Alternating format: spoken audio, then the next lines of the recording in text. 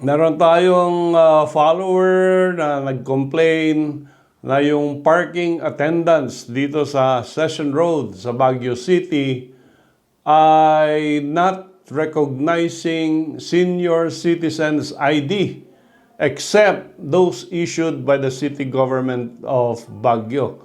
Meron na tayong senior citizen ID na issued by the national government.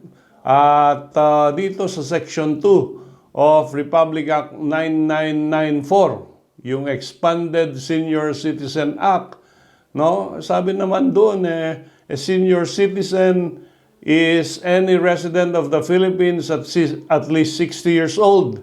And of course, dito entitled to grant of 20% discount plus value-added tax.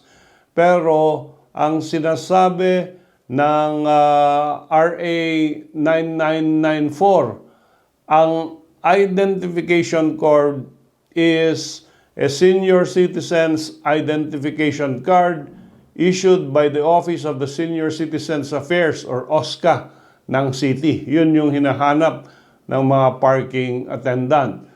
Pwede ring Philippine passport ang gamitin. Pwede ring other valid documents na meron kang date of birth at magpapakita na senior citizen ka ng Republika ng Pilipinas. At itong mga ID na ito, driver's license, voter's ID, SSS ID, GSIS ID, PRC card, postal ID, COMELEC ID, at kung ano pa, yung National Identification Card.